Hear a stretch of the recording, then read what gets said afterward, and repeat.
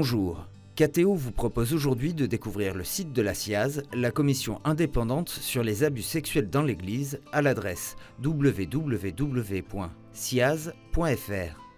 En cliquant sur l'onglet Mission, vous pourrez comprendre les origines et la vocation de cette commission indépendante. Créée fin 2018 à la demande de l'Assemblée plénière des évêques de France à Lourdes, cette commission a pour objectif de faire la lumière sur les abus sexuels dans l'Église. Elle procède de manière indépendante et sous la direction de son président Jean-Marc Sauvé.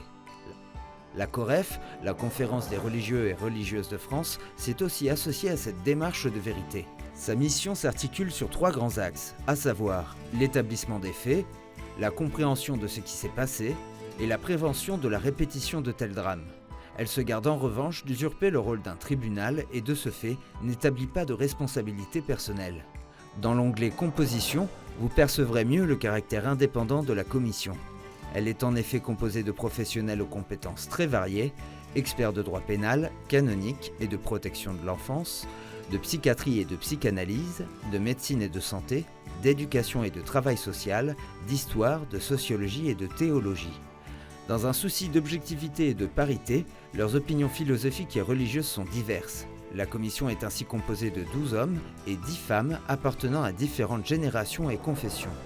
Dans l'onglet Fonctionnement, vous pourrez découvrir la manière dont fonctionne concrètement la commission et ses organes d'écoute des victimes.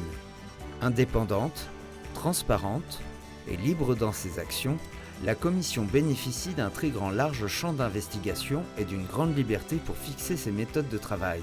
Son président et ses membres ne sont pas rémunérés, ce qui leur permet d'exercer leur mission en toute indépendance, notamment vis-à-vis de l'Église catholique.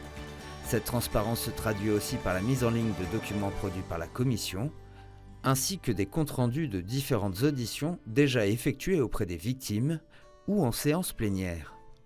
Enfin, toujours dans un souci d'être plus proche et à l'écoute des victimes, l'onglet Tour de France vous permettra de savoir quand et où il vous sera possible de rencontrer la commission lors de son passage dans différentes régions de France. Voilà, vous connaissez à présent la mission et le fonctionnement de la commission indépendante sur les abus sexuels dans l'Église, recueillir le témoignage des victimes grâce au site www.ciaz.fr.